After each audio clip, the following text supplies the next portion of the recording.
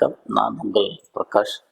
So நம்ம என்ன இன்னைக்கு பார்க்க போகிறோம்னா, வழிகாட்டுதலுக்குரியவர்களுக்கு வணக்கம் அப்படின்ற தலைப்பில் ஒரு அருமையான கதையை நான் உங்களுக்கு சொல்லலான்னு இருக்கேன். இதன் மூலிமா என்ன தெரிஞ்சுக்க போகிறோன்னா, எல்லாருக்கும் ஏன் ஒரு குரு தேவைப்படுறாங்க அப்படின்றது தான் முக்கியம். நமக்கு பார்த்தீங்கன்னா, நம்மளுடைய ஹிஸ்டாரிக்கலாகவே சொல்கிறது என்னென்னா, நீங்கள் சொல்லிக் கொடுத்து வளர்ந்த விதமும் கூட பார்த்தீங்கன்னா, மாதா, பிதா, குரு, தெய்வம்.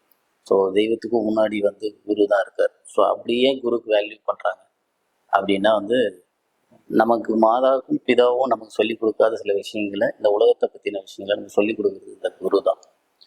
அந்த குருவை நம்ம எப்படி வணங்கணும், போற்றுதல் பண்ணணும் அப்படின்றத நமக்கு முன்னாடி இருந்தவங்க எப்படி சொல்லி கொடுத்துருக்குறாங்க அப்படின்னு ஒன்று.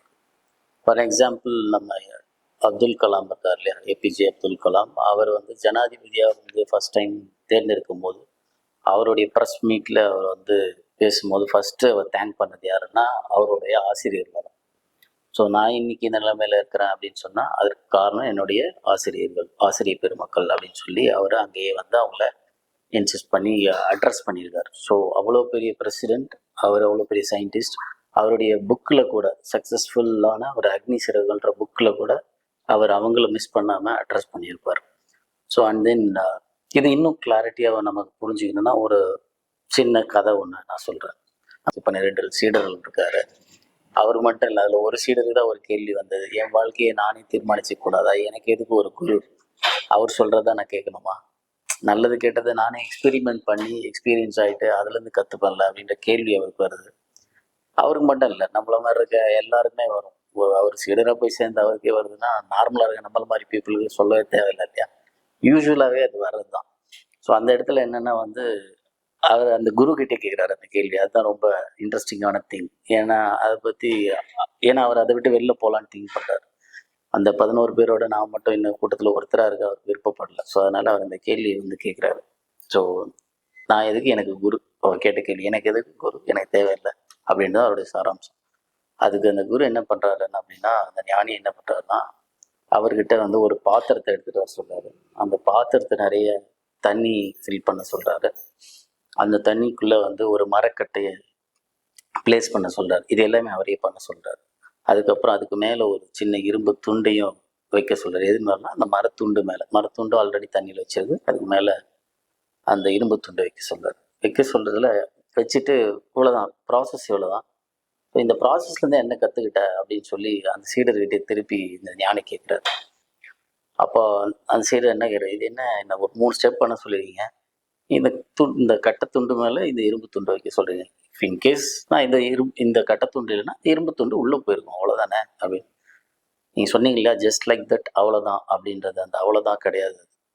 ஸோ நீங்கள் வச்சுருக்கிற இந்த பாத்திரம் இருக்குல்ல, இது உங்களுடைய லைஃப். இதுக்குள்ளே இருக்கிற இந்த வாட்டர் இருக்குல்ல, இது உங்களுடைய சொசைட்டி.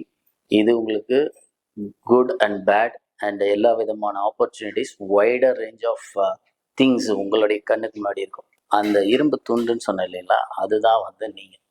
ஸோ அப்போ அந்த இரும்பு துண்டு இந்த மரத்துண்டு இல்லைன்னா என்ன ஆகும்னா உங்களுக்கே தெரியும், மூழ்கி போயிடும். ஸோ இந்த வைடர் ரேஸ் ஆஃப் ஆப்பர்ச்சுனிட்டி இந்த லைஃப்குள்ளே நீங்கள் வரும்போது எது நல்லது எது கெட்டதுன்னு தெரியாமல் நீங்கள் அதுக்குள்ளே மூழ்கி போயிடுவீங்க. அந்த வழிகாட்டுதலுக்குரிய குரு யாருன்னா அந்த மரக்கட்டை இருக்கு இல்லையா, அவர் தான் அவங்களுடைய குரு. ஸோ இந்த குருன்றவர் தானும் மூழ்கி போக மாட்டார், தன்னை நம்பி வந்திருக்கிற சீடர்களையும் முழுக விட மாட்டார்.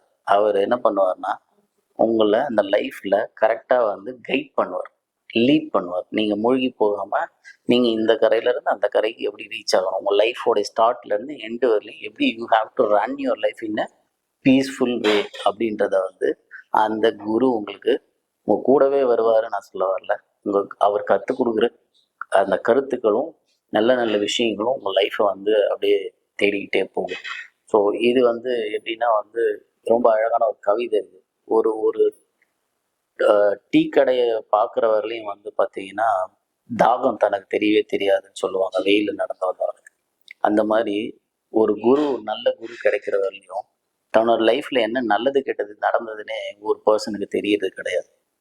So the purpose and the moral of this story, இப்போ உங்களுக்கு தெரிஞ்சிருக்கும் உங்கள் குரு யாருன்னு. உங்கள் மனக்கண்ணை ஒரு நிமிஷம் மூடி பாருங்க. இதை யார் பார்த்துட்டு இருந்தாலும் கேட்டுட்டு இருந்தாலும் மூடி பார்த்தீங்கன்னா உங்களுக்கு உங்கள் கண்ணுக்கு முன்னாடி உங்களுடைய இதில் யார் வராங்களோ அவங்க தான் உங்களோட குரு.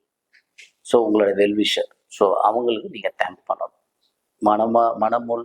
என்ன சொல்லுவாங்க, மனமோ வந்து தேங்க் பண்ணுறது சொல்லுவாங்க இல்லையா, அது ஹார்ட் ஃபெல்ட் தேங்க்ஸ். அப்படி இருந்ததுன்னா that would be great. So we all need to be thank our cruise.